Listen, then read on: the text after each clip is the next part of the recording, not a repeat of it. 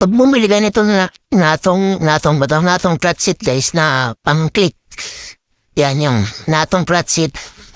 Medyo ano to guys hindi siya masikip. Maluwag. Yan o. Saririnig yung maluwag. So, pag binubuksan mo siya, hindi siya pumipitik. Kailangan mo pa siyang hatawin pataas. Yan mo. Kailangan ko pa siyang hatawin pataas yan o. So, ang gagawin natin, tatanggalin natin yung sa luma. Ayan o. Ito guys Ito guys, tinanggal na dito. Ayan, sa luma natin yan. Lalim yan dito. Tinanggal ko siya. So, ikakabit natin dito. Dito So, aabot ko siya dito. Yan. Tapos, medyo rin to guys. Hindi siya ganun kasikip. Pag naikabit natin. So, gumawa pa ako ng maliit na parang goma rin. Idudugtong ko siya rito. Idudugtong ko siya rito sa taas. Yan Yan. Dito ko siya ikakabit. Kakabit kasi dyan. Idudugtong ko siya dyan. Hatiin ko lang siya. Maluwag pa rin siya ng konti. Hatiin ko lang siya sa gitna. Pwede kang gumamit dito ng epoxy. Pero ayokong gamitin yung epoxy kasi mahal Dito na ako sa double adhesive. Madikit din naman to guys At ito, anytime pwede mong tanggalin. Pwede mong palitan. Pag epoxy kasi medyo matagal pagka lumikit na ang matigas kasi sobrang tibay. So hindi dikit natin dito. Yan. Kasi ito naman isa.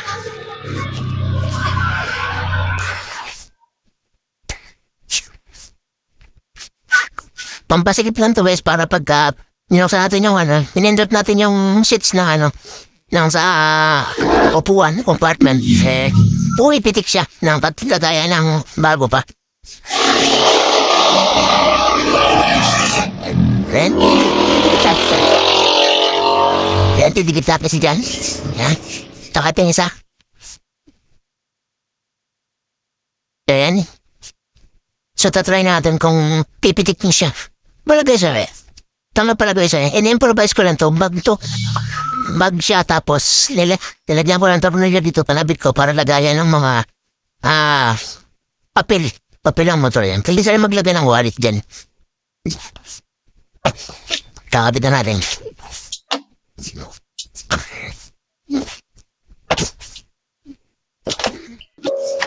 Yun. Bubuksan ko siya dito guys. Titignan natin mo pipitik ka Pipinditin ko siya dito guys. Pipinditin ko siya dito. Tignan natin kung pipitik.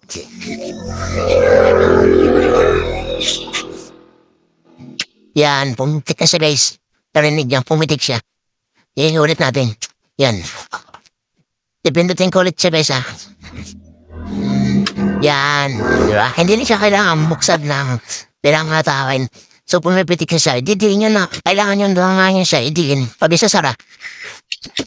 Yan. Kailangan nyo siyang marinig na pumipitik. So, bubuksan po siya ulit. Kakinggan nyo guys Pipitik yan.